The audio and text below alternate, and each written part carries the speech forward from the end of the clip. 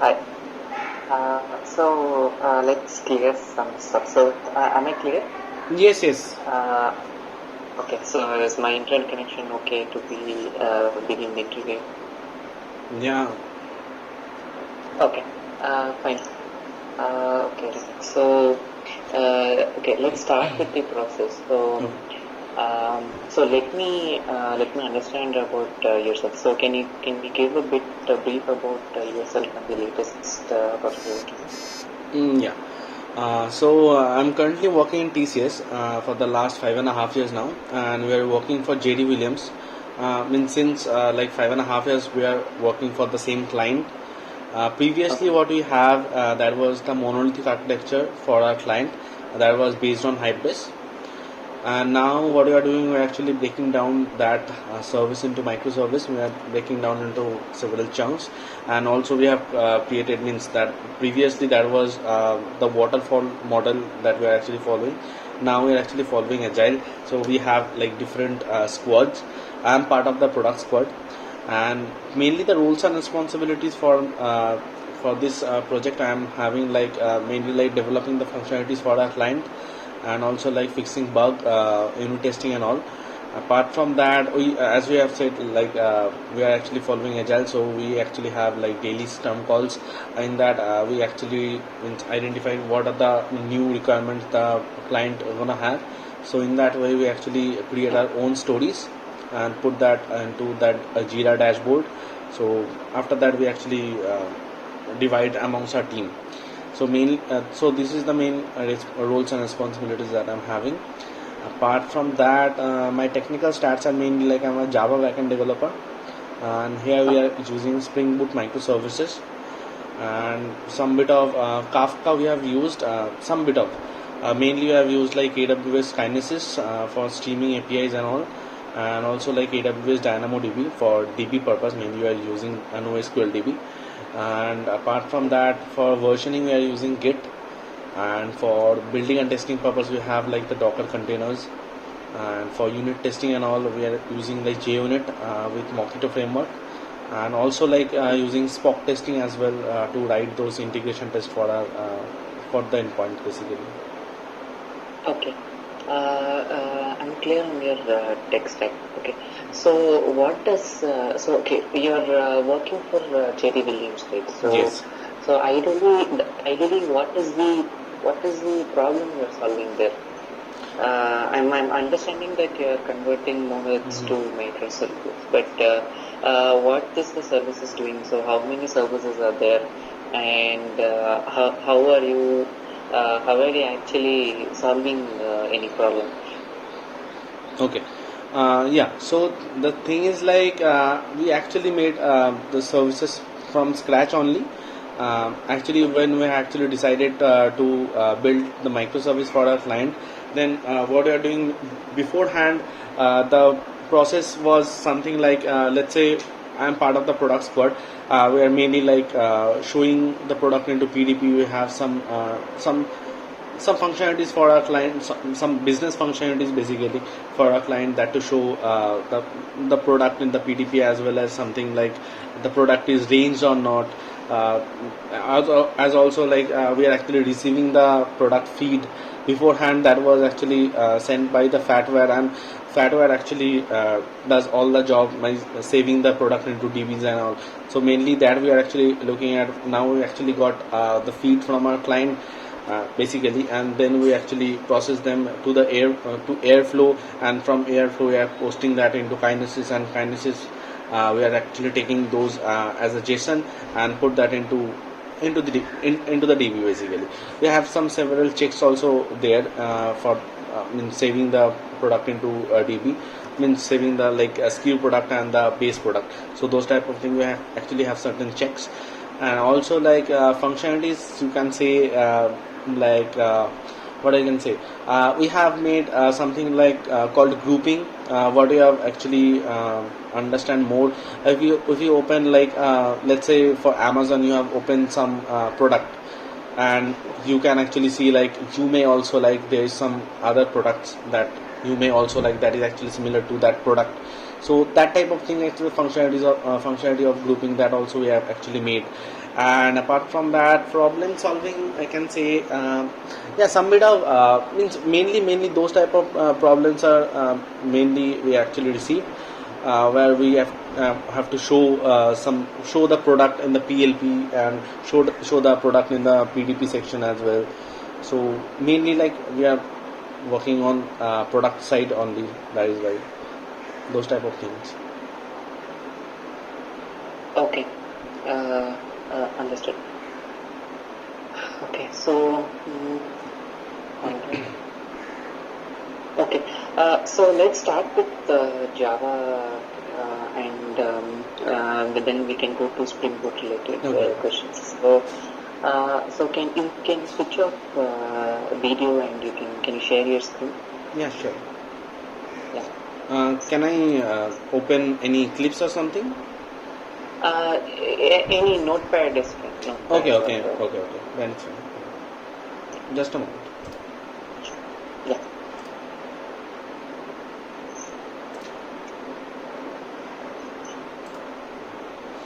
Yeah. Are you able to see my screen? Yes. Okay. Fine. So before that, how confident are you in Java? Like, so on a scale of 10, how would you rate yourself? I think I could probably rate like 7 because Java is a very vast thing. Can rate Okay. myself, yeah, 7. Yeah. So let's start with interfaces.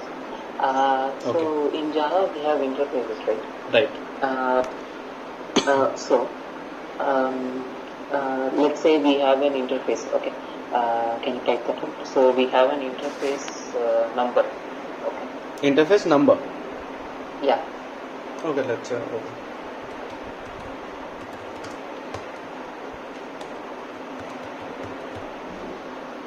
Okay. So in interface number, I'm going to have a method for declare its behavior. So let's say I'm going to print this number, void print.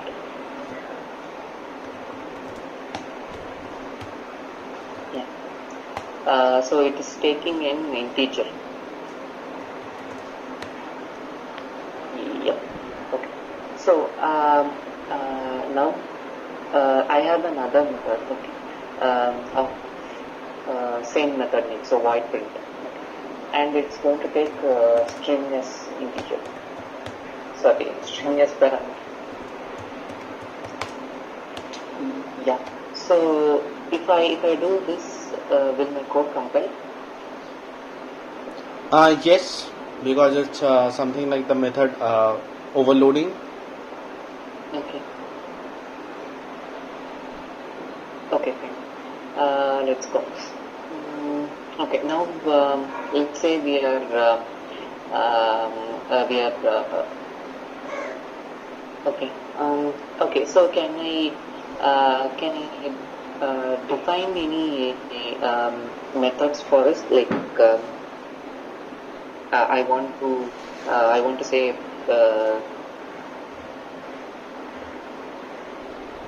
Sorry, but can I finish into my method? sorry. Actually, I think I lost you somewhere.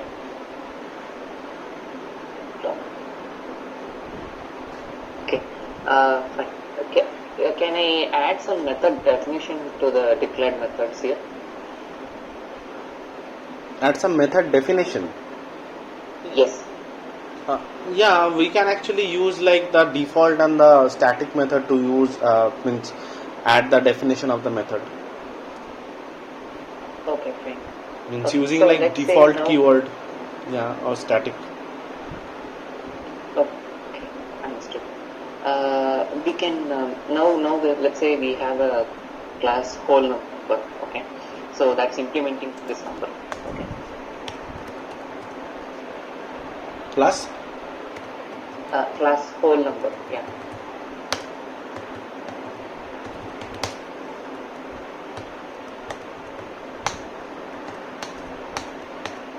Yeah. So we are overriding. Yeah. So we need to this override. Yeah.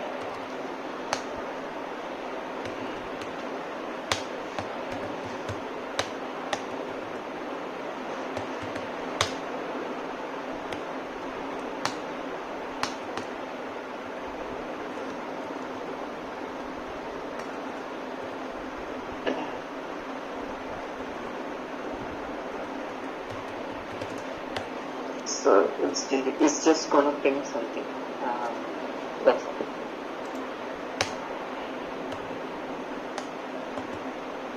I'm just writing SOP. Okay. Yeah.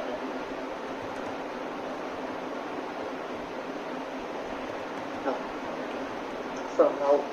So now in the overridden methods, in the method definition basically, can I add throws exception? So let's Here say you want to add throws. yes. Let's say my method is expected to throw an exception. So can I Yes. Can I do this? Yes, you can do that. Okay. Okay. Let it be like that. In the second in the second method definitions, let's say, or else we can override the existing one. Okay. This method, overridden method, like print of int A. Yeah. So can you make it return an integer? Can I make it return an integer? Yeah. You can just change the return type. Yeah. That's it. Yeah. That is fine. Yeah. Okay. So now in this method, can I have an try catch loop? Yes, sure. Try catch find. Yeah.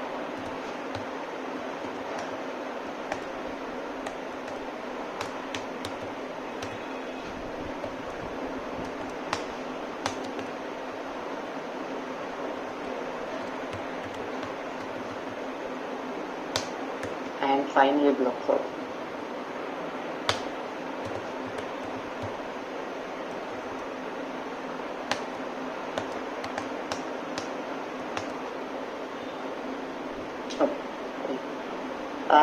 So now in try block it's returning 1. Okay. In catch block it's returning 2. In finally it's returning 3. Okay. So now if I instantiate the whole number and if I call this method, what will be the return value? Okay, got it. Actually, there is no such error, so it will actually not go to go to catch block. So that is quite sure that will actually not return 2.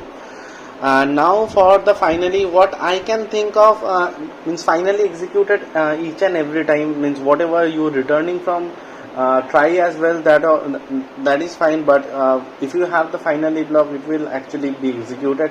I think after that it will actually return 3.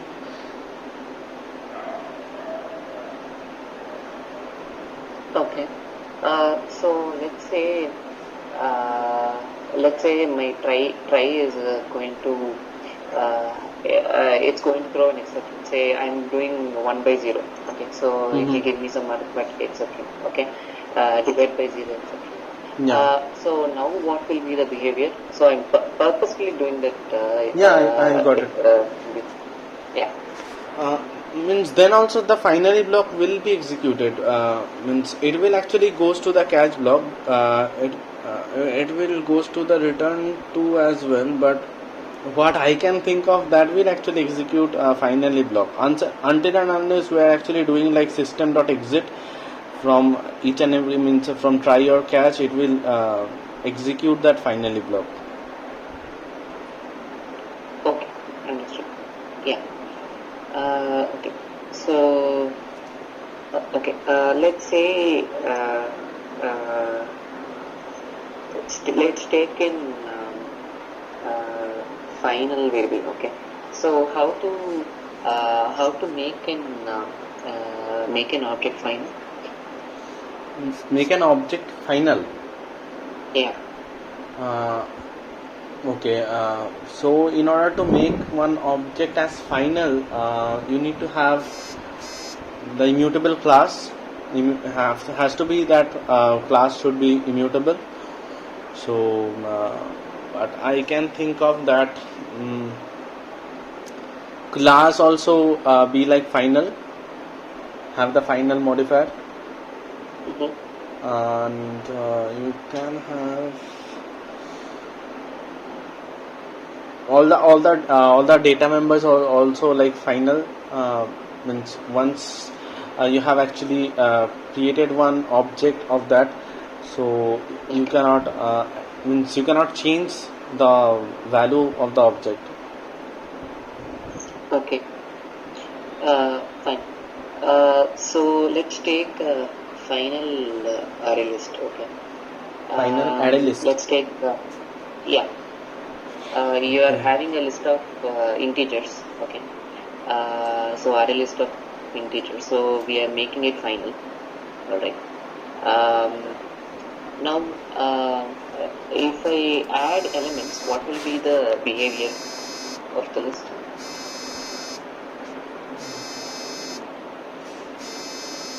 Yeah, got your point. Final array list. Array list is dynamic one.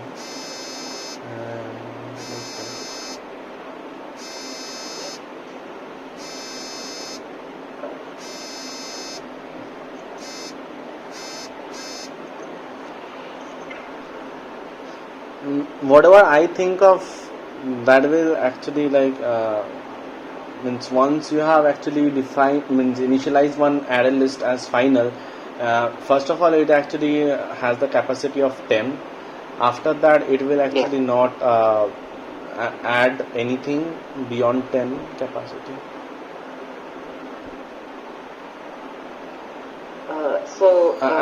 I'm not actually sure about that. Okay. So how is array list extended? Like okay, you said that initial capacity is 10, right? Yes. So how is the array list extended when you add the 11th element? Yeah, mainly it's array list is basically is the dynamic array.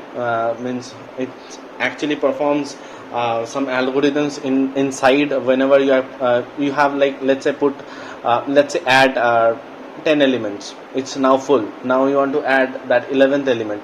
What it actually do? It will actually extends the capacity by, I think the capacity is tends to like 3 by 2 into current capacity plus 1. So in that way it will actually create a new array list and moves all the previous elements of the previous array to the new array, then just add that new element. In that way array list actually extended that capacity basically. Okay. Actually I forgot the algorithm name. I knew that the algorithm name, what it actually used. Round robin, I think. Okay. Probably. Okay. Okay. So let's say we have an array list of integers. Okay. Again. Okay. Fine. So we just have an array list of integers with duplicated elements. Alright. Okay. So Fine. now I need unique elements from that list. Okay. So how can I get it? You can use like normally using like stream API and streams basically. Then you can use like distinct. You can get the unique one only. Okay. Fine. So what if? Okay. So do you know how distinct is implemented? Yes. Means distinct means the how the underlying functions of this. Okay. Means that just checks. Means it will actually create a new array list whenever. Means I'm just saying by normal logics. I don't know what actually distincts gonna return. Means what algorithm it have. But normally what we have, like if you have created let's say one array list with some elements, we have like the duplicate elements, and then you create another array list. Then after you just add some element, you have one condition that the next element that contains that array list or not. If not, then only we are actually adding that element to that new array list, and in that way we can actually have the distinct value to the array list. Okay, fine. Understood. So, okay. So now we have worked with collections, right? So what are collections you work? Honestly speaking, mainly I've used like array list, hash map, set, those type of thing mainly I've used. Honestly speaking, I never used like those linked list one. Okay. So let's go to hash map. So Okay. let's say you have a hash map. Can you wait? So hash map of string of string.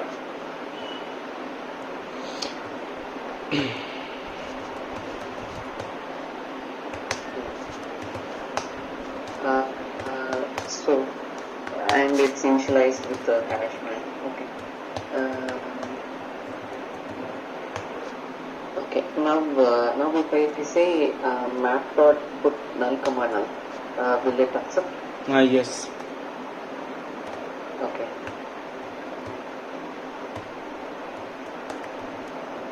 Okay. Now again, if I say map dot put null comma let's say a value. Okay. Okay. Again. No. Again.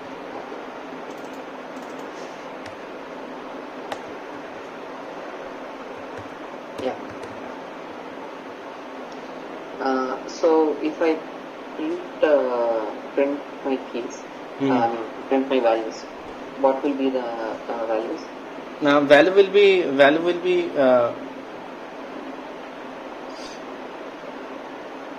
Rainak only, because the key is now again you are putting the same key. It will actually uh, checks for the hash code and equals method whenever it actually the same hash code you will get, and whenever it sames, then it will actually checks for the equals method. Then it will actually find that the key is already present. Then it will just replace that value. Okay, fine. Understood. So let's take we have an employee object. Okay. So this employee has a name. Okay, employee. Yeah. This employee has a name. He has an ID, and he receives a salary. Yeah.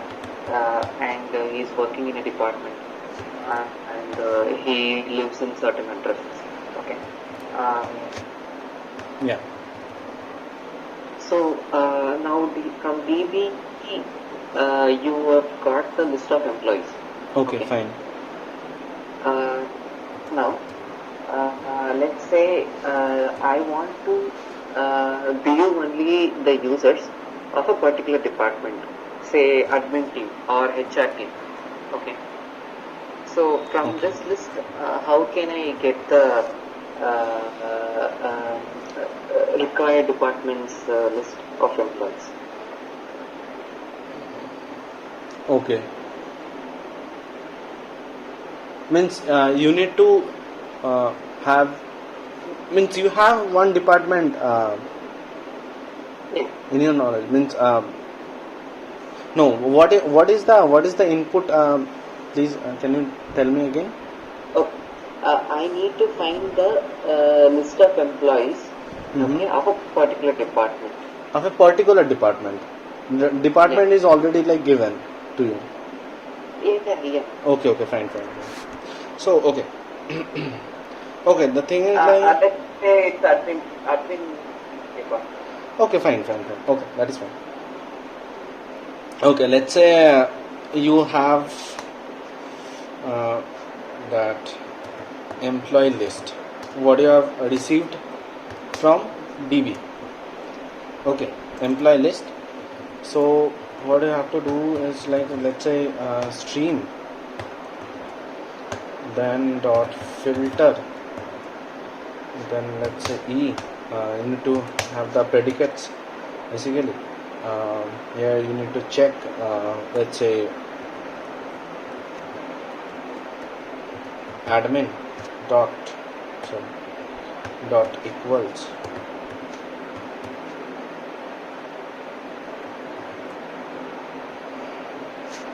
e dot get dpt, then collect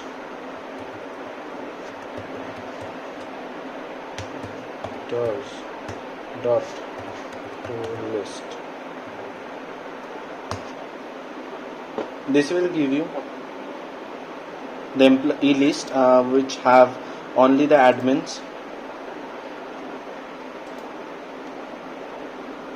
Okay. So now I want to get a list of employees of all departments. Say I don't know which department they are. Okay. So I need you to group them. Okay. From the list, same employee list. Okay, fine. So you need to have like exactly. I forgot. Means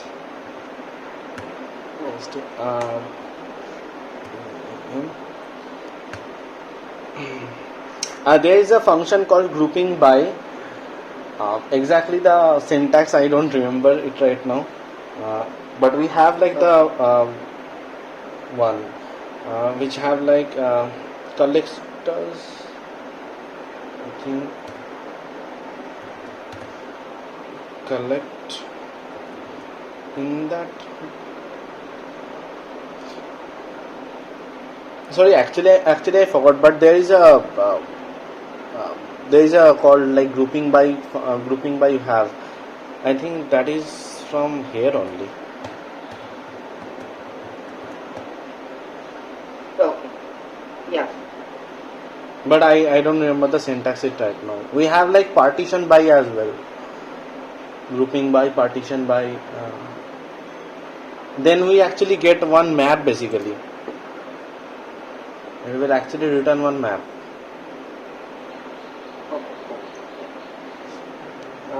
Understood. Okay. So now let's say okay, we'll consider a different use case now. Okay. So you have experience with SQL, right? Normal RDBMS SQL. Yeah. Honestly speaking, I have the experience that was like 2.5 years back. Now actually mainly we are actually working in NoSQL. So I know some of the SQLs. I mean that, but I don't actually use it right now. That is why I cannot tell much. You can ask actually. I will definitely try, but these are the things basically. Okay. So let's take an orders table. Okay. Okay. So okay, let's go from customer. Okay. So let's say we are building in e-commerce platform. Okay. Okay. So e-commerce platform, that guy has an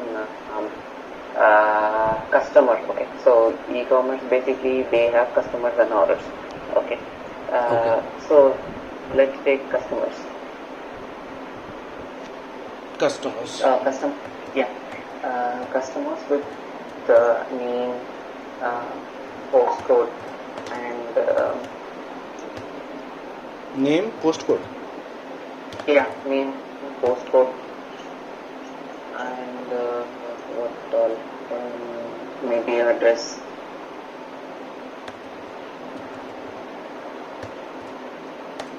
Yeah. Okay. So then we have the orders we can take. Okay. So the list of orders are item name. Sorry, order number and sum.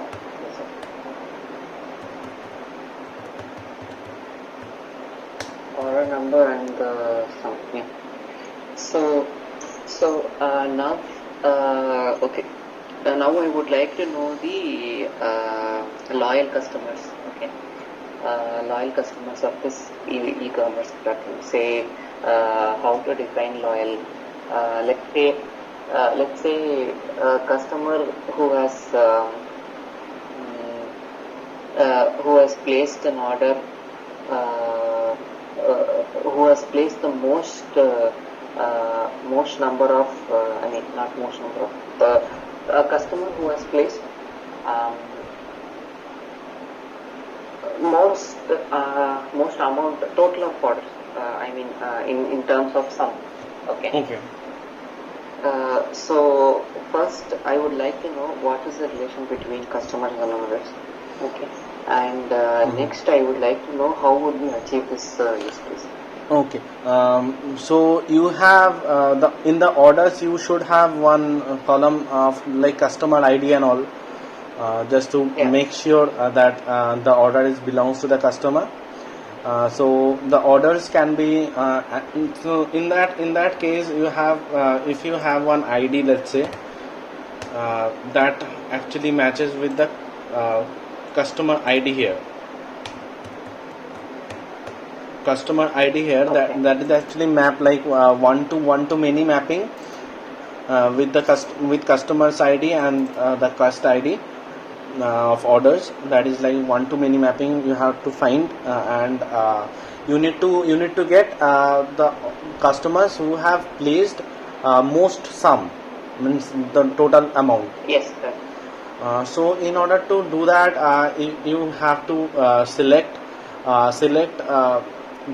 means basically orders dot sum. I'm trying to write select if you have orders dot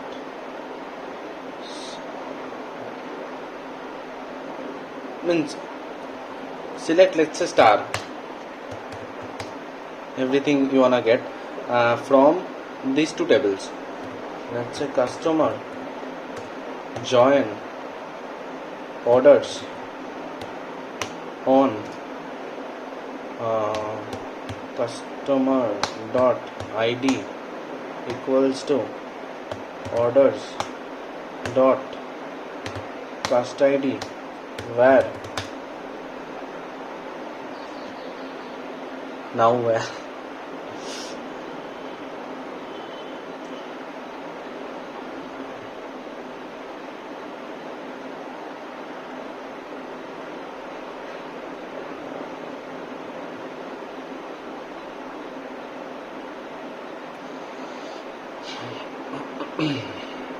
now where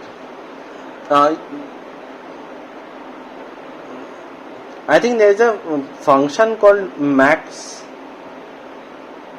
Is there any function called max?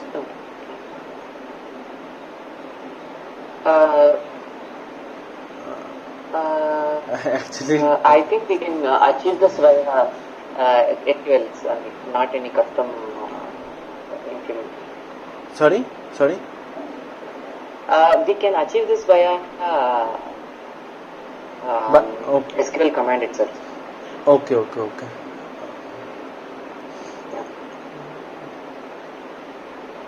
Sometimes.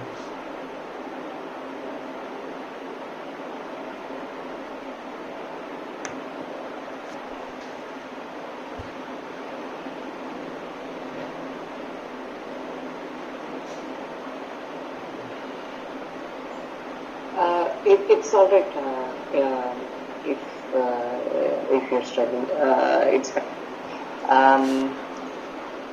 Hello. Yeah. Okay. That's fine.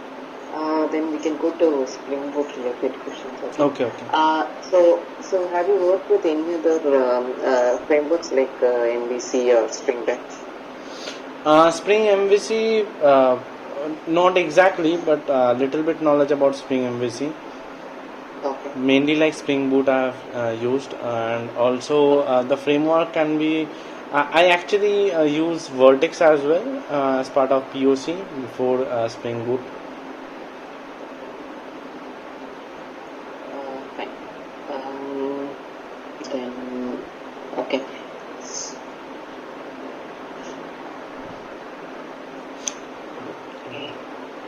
So let's say we have two implementations of the product. Okay.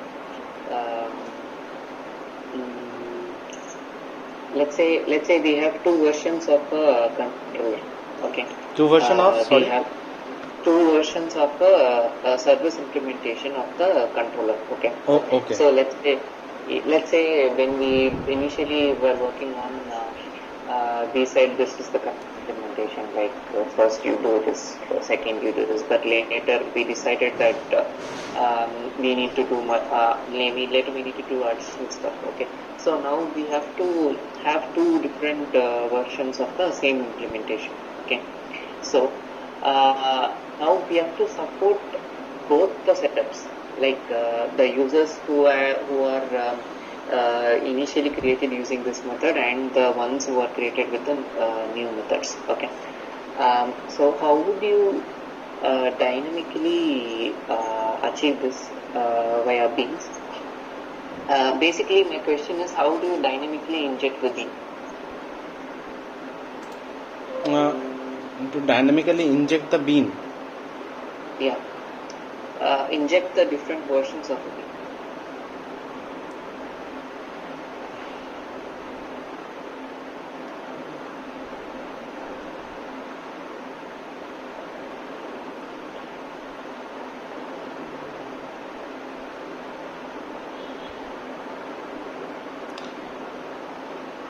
Sorry, I don't know. Okay. Fine. Okay, so let me give you an use case. Okay. Let's say we are going to build an employee directory application. Okay. So let's say we are building it for Toshiba. Okay. So the first requirement is to build the adding of an employee. Okay. So I would like to know the high level steps of how do we do this, how do you approach this, and how do we implement in Springboot. Just a very high level high level explanation I can give.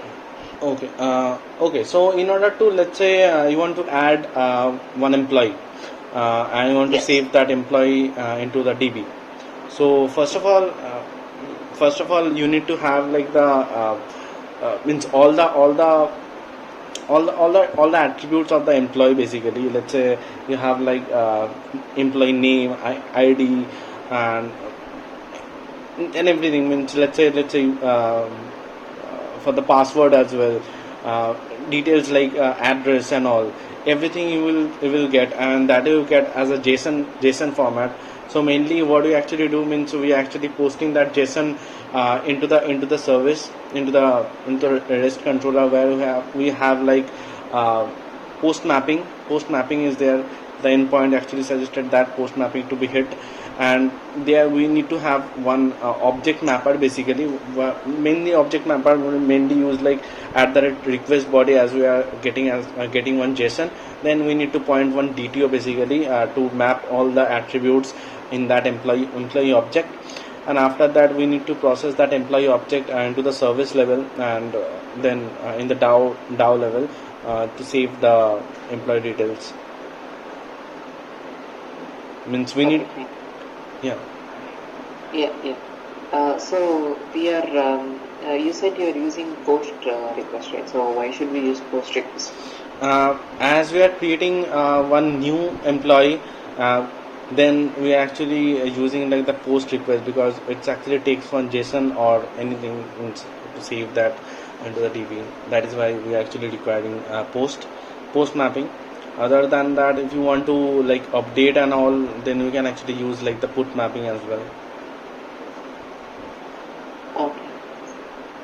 Fine. Great. Okay. Okay. So let's say we have let's say in the same employee application. So employee is requesting for an update in the salary details. Okay. So that we can't do it immediately. So that would take some time for us in the back end. Okay. So the employee is he wants to update his salary. So he's just going to a UI and he's saying update my salary. Okay. So now we have to process it in the background asynchronously and tell him that we have to process it asynchronously. So how do we achieve this? Means asynchronous process you want to Yes. you want to know. Yeah, we can actually call asynchronously by using many types. You can use like annotate with async, and in that application file you have to make that enable async. That one point, that one scenario that you can make those in asynchronous call. And after means apart from that, we can use like the completable futures as well. Those executor framework, I think those completable future as well we can directly, means we can call the DB and asynchronously using completable futures. Just means we are returning the response, but in the background they are still saving.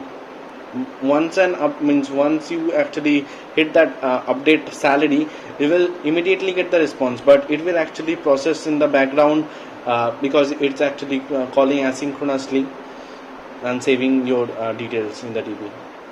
So that is the thing you wanna. Okay. Yes. So in terms of controls, how do we achieve it? Okay. So as I understand, you mark you make someone as async method, start async methods and enable async so that it understands that it's an async process. So in controller, how would I respond, and what kind of mapping do I use? In controller. Yeah. In controller, okay, I think. In controller also, like I think async. Your service is an asynchronous process.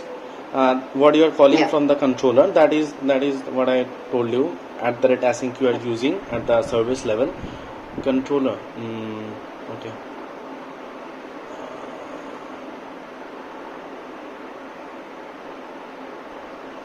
In the controller level, you have to write anything else.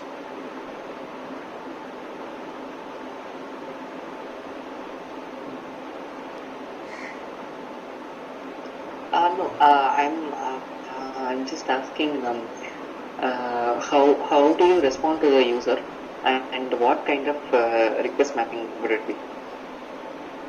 Okay, that means you can actually directly like send some string as well. Let's say you have sent some string as a response that your means we will update your salary, but your salary is being updated. That thing, because whenever you are calling that asynchronous method, so it will not actually wait that line, that execute to be complete. So it will directly goes to the next line whenever you are done, means calling the asynchronous method. It will directly goes to the next line and process the request. Yeah, fine. So okay, so let's go to exceptions. So how do you process your exceptions? Like, is it better to throw exceptions or handle them and say that it's okay to and continue execution? Yeah, means mainly we're actually using the controller advice to handle those exception. Whenever we actually got some exception, we actually throw them in the controller level, and we have one controller advice set for that controller, and in that controller we have actually means written our custom exception, basically custom exception handler. So that is the thing, means means with exception handler, I think exception handle. Exactly, not remembering the annotation. I think exception handler. That is the thing. In that scenario, we actually pass the status code and the error message. So in that way, we actually check for that what status code it's actually getting occurred, and in that way we actually processing one basically our custom error message, and then we are actually sending that as a response. Okay. Now, since you're working in microservices, you will have 2 to 3 microservices, right? How do you handle inter-service communication? Mainly inter-service communication is handled through the REST template. Okay. Yes. So that is synchronously happening, right? So you ask some requests and you get a response immediately. So what about asynchronous communication? So mainly for asynchronous communication, we mainly use like computable futures to call one service to another service. In that computable future, we are calling that means REST template, but we are calling them asynchronously from one service to another service, and then we are actually waiting. If we have to wait for that, then we have like computable future dot all of. Then we are actually getting all the computable future in a single computable future. Then we are actually checking that if everything is complete or not. Then we are processing the response. Okay, fine. So one last thing from my side. Okay, so you were recently working with NoSQL, right? So Yes. what kind of DB you have taken? We are using AWS DynamoDB. Okay. So do you maintain relationships there? Sorry, relationship means? So do you maintain relationships between the entities in NoSQL DB? I don't understand. Relationship means? Okay, so in RDMS we have one-to-many, one-to-one relationships, right? Yeah. So Okay. the That same thing. kind of yeah. No, actually, in that case, we actually don't make those relation management. We just have like the entities, and we have like the basically we are saving the data as a document, where we doesn't have the entities means attributes over there. We just have the one hash key and the one range key basically, and after that whatever the attribute we are actually sending, it will actually save to that DB. So the relationship mainly we are using, let's say address. Okay, let's say address and employee. Address has one entity, and that address is basically pointing to that employee also. Means in that employee entity, we are actually maintaining the address entity. Means are you able to understand me? In that way, we are actually maintaining the mapping, but not in that manner. What mainly we are actually using like one to many mapping. References, yeah. As I understand, you have references from one entity to another using Yes, right. UID, right? So Yes. that kind of reference. Okay. Understood. So if you want to query, how do you query? So mainly in the NoSQL we query something about we actually have like the GSI as well. GSI means that global secondary index.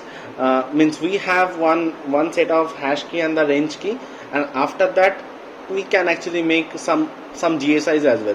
GSI actually means it's a cost is little bit higher if we made the GSI. So GSI they are actually not suggesting each and every time, but yeah, we also make the GSI.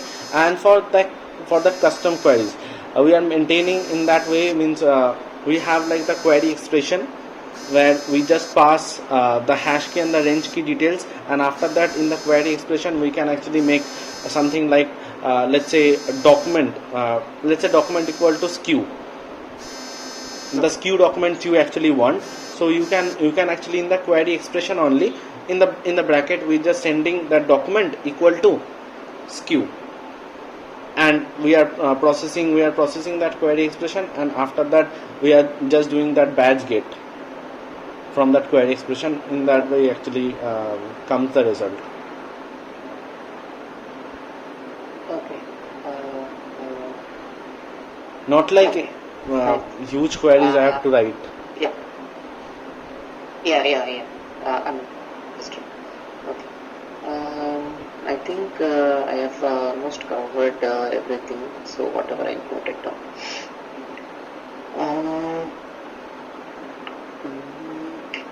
So what is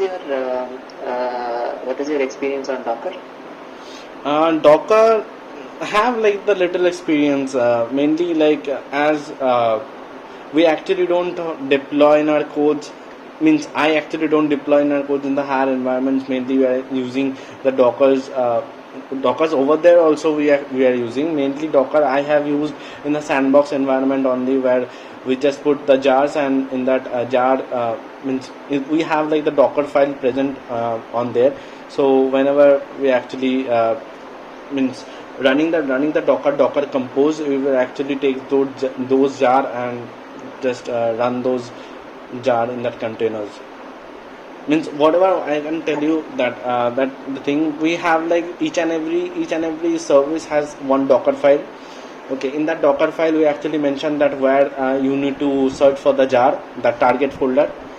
You need to search for the jar, and we have like one Docker compose file. In that Docker compose file we have all the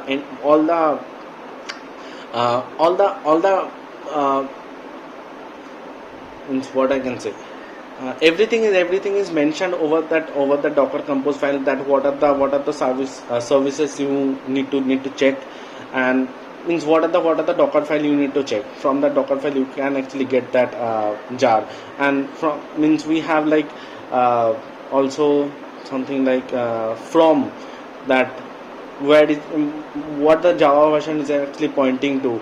So those type of thing, and what are the building commands that Docker compose build, that is also there. So in that way we actually maintaining the Docker containers over here, but not exactly I know much about them. Mainly we are using some little commands over there, like Docker compose pull, Docker compose Docker ps-a, just to check what are the services are running, what are the image name, and what the exposing what endpoint they are actually exposing, and what they are actually running into. So those type of, they are healthy or not, those type of things we can actually find by Docker ps-a. Apart from that we have like Docker compose stop, Docker compose build, Docker compose logs. Those type of command mainly I've used. Okay. Understood. So these are the questions I had in mind right now. So I think I'm complete with it. So do you have any questions? Yes. So mainly I'm questioning that what are the projects that you have, and what are the technical stats, means technical person you are actually looking for those projects. Okay. So we are working in UK energy domain actually. So we are working in UK energy domain, and as well as IoT. We gather data from the UK household, and we will try to give them insights on how they can improve their electricity usage. Okay. So that is our grand scheme of things, and we are currently using Java 8 and Springboot and Azure as our cloud provider. Okay. Mainly for us, it's just I think cloud provide. I mean, the experience in cloud providers is not much of a plus point. So we just need people who can work in Java and Spring Boot, and we also have some front end applications which is capturing the UI UX of our data. So this is the overall picture. What you are actually using for front end? Angular, Angular. Angular and Android. Yeah. Okay. Yeah. So yeah, this is the overall And picture. what is the DB that you guys are using? Mainly RDB. We are using we are using Postgres and Okay. we are using Cosmos DB. So Cosmos is like Cosmos. Dynamo of AWS. Okay. I actually heard about it. Yeah, Postgres I actually know. Yeah. Uh, Yeah. okay. So yeah, so these are the mostly Okay. that's the Okay. okay. So do you have any other questions or Not can exactly. I? Not exactly. Yeah. Okay. Thank you, Rainak. Yeah. So Thank you, Venkat. thanks for your time. Yeah. HR will get back. Okay. Thanks. Thank Thanks.